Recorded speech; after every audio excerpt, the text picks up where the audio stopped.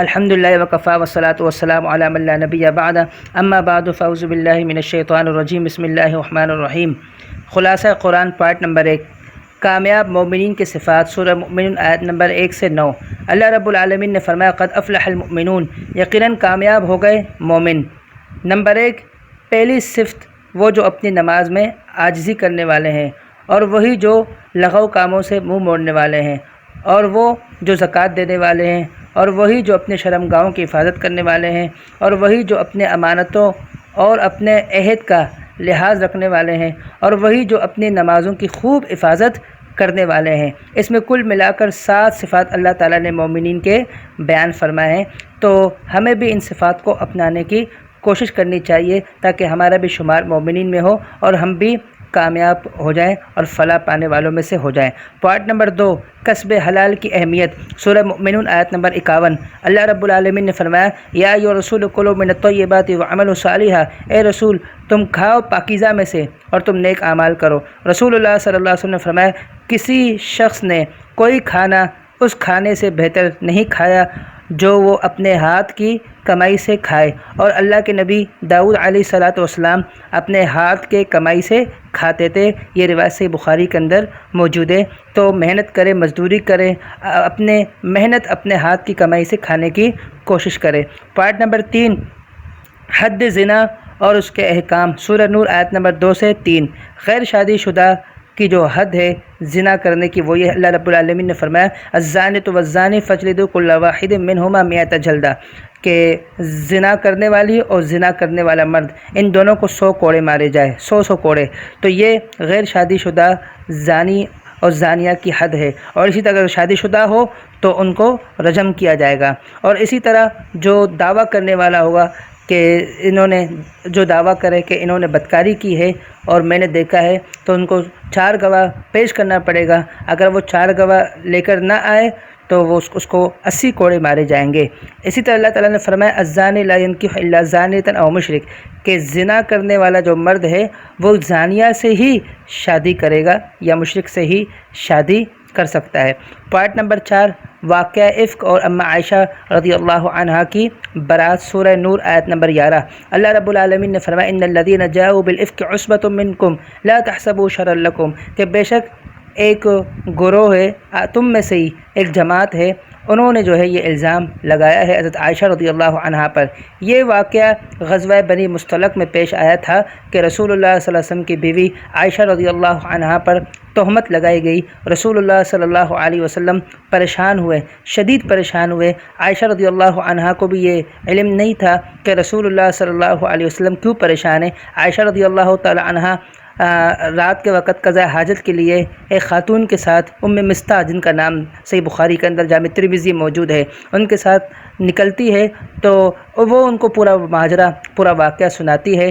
عائشہ رضی اللہ عنہ کو سن کر ان کو بخار ہوتا ہے، گھر پر تشریف لاتی ہے۔ پھر رسول اللہ صلی اللہ علیہ وسلم ان کو ان کے والدین کے گھر چھوڑ دیتے ہیں۔ کچھ دن گزرنے کے بعد عائشہ رضی اللہ عنہا کے حوالے سے اللہ رب العالمین سورہ نور نازل فرما کر ان کی برات نازل کر دیتے ہیں۔ تو یہ اللہ رب العالمین نے فرمایا ان الذین جاؤوا بالافک عصبۃ منکم، کہ چند منافقین تھے جنہوں نے عائشہ رضی اللہ عنہا پر تہمت لگائی تھی۔ تو پتہ چلا عائشہ رضی اللہ تعالی عنہا طاہرہ مطہرہ رضی اللہ عنہا وعن ابیہا، تو اس کے بارے میں جو لوگ لعن طعن کرنے والے ہیں، زبان درازی کرنے والے ہیں، ان کو باز آنا چاہیے اور اللہ کے عذاب سے ڈرنا چاہیے۔ پوائنٹ نمبر 5، گھر میں داخل ہونے کے آداب، سورہ نور آیت نمبر 27 تا 28۔ اللہ رب العالمین نے فرمایا یا ایھا الذین آمنوا لا تدخلوا بیوتا غیر بیوتکم حتی تستأنسوا وتسلموا علی اہلہا، فرمایا اے ایمان والو تم اپنے گھروں کے علاوہ جب کسی اور کے گھر میں جاؤ تو تم اجازت مانگو اور ان کے رہنے والوں کو سلام کرو۔ یہ ہے کسی کے گھر میں جانے کا ادب اور انداز کہ پہلے اجازت مانگی جائے، جب اجازت دی جائے داخل ہوتے وقت ان کو سلام کیا جائے۔ فرمایا وَإِن قِيلَ لَكُمُ ارْجِعُوا فَارْجِعُوا، اگر تمہیں یہ کہا جائے تم جاؤ تو تمہیں واپس جانا چاہیے، پھر تمہیں گھر کے اندر جانے کی ضد نہیں کرنی چاہیے۔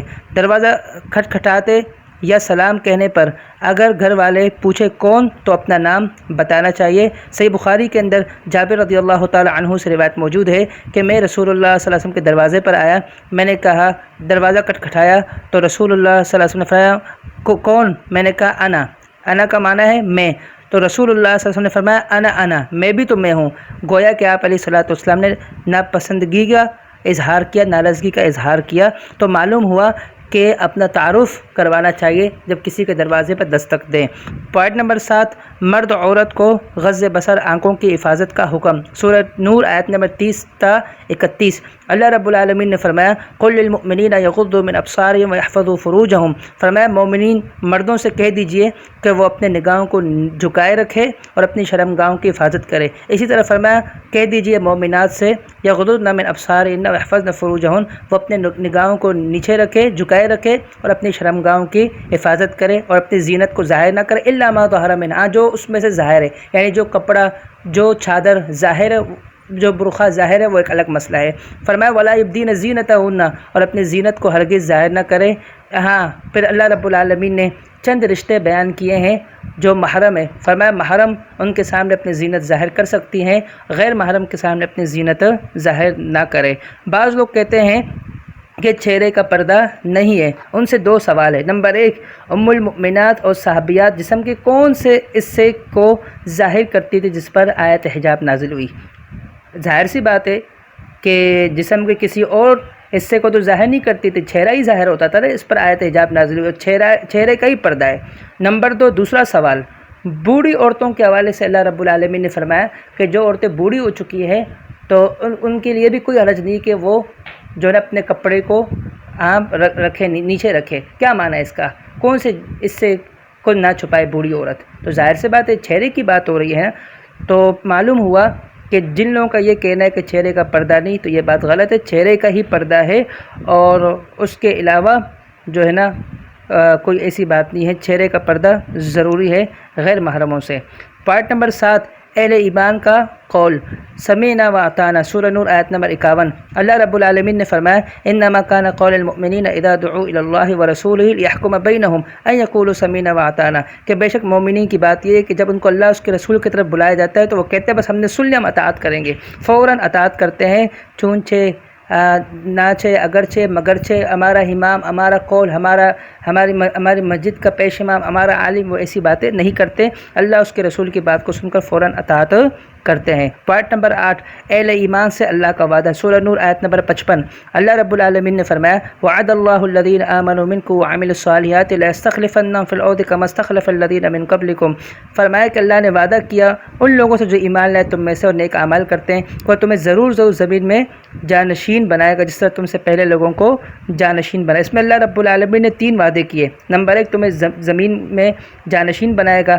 نمبر 2، فرمایا زمین میں تمہیں اقتدار دے گا۔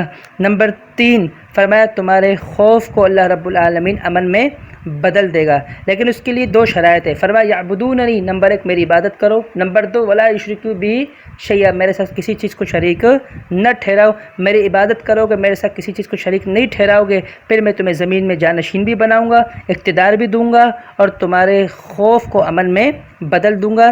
یعنی معلوم ہوا جو اللہ کے ساتھ شرک کرتے ہیں، اللہ کی عبادت نہیں کرتے، اللہ رب العالمین زمین میں ان کو جانشین بھی نہیں بنائے گا، ان کو اقتدار بھی نہیں دے گا اور اللہ ان پر ہمیشہ خوف و طاری رکھے گا۔ اللہ رب العالمین اپنی ذات کی ہمیں عبادت کرنے کی توفیق عطا فرمائے اور اپنے ساتھ شرک سے بچنے کی ہمیں توفیق عطا فرمائے۔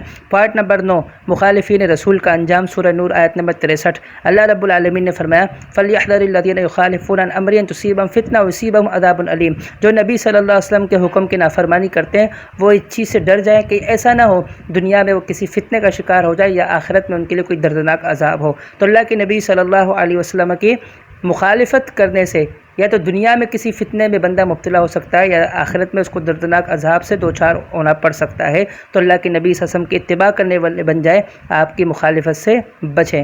پوائنٹ نمبر 10، خلوت کے 3 اوقات، سورہ نور آیت نمبر 58۔ اللہ رب العالمین نے فرمایا یا ایھا الذین آمنوا لیستأذنکم الذین ملکت ایمانکم والذین لم یبلغوا الحلم منکم 3 مرات، فرمایا کہ ایمان والو چاہیے کہ تم لوگ اجازت طلب کرو، تم بھی اجازت طلب کرو اور جو تمہارے غلام ہیں اور وہ لوگ جو ابھی تک جوان نہیں ہوئے ہیں، چھوٹے ہیں، جوانی کو پہنچے نہیں ہیں، وہ بھی ان 3 اوقات میں بغیر اجازت کے کسی کے گھر میں کسی کے کمرے میں داخل نہ ہو۔ اور وہ 3 اوقات کون سے ہیں؟ نمبر 1 نماز فجر یعنی نماز فجر سے پہلے، نمبر 2 دوپہر کو آرام کے وقت، نمبر 3 عشاء کی نماز کے بعد۔ تو یہ 3 اوقات ہیں، ان 3 اوقات میں بغیر اجازت کے بچوں کو بھی بڑوں کو بھی داخل نہیں ہونا چاہیے کسی کے گھر میں، کسی کمرے میں۔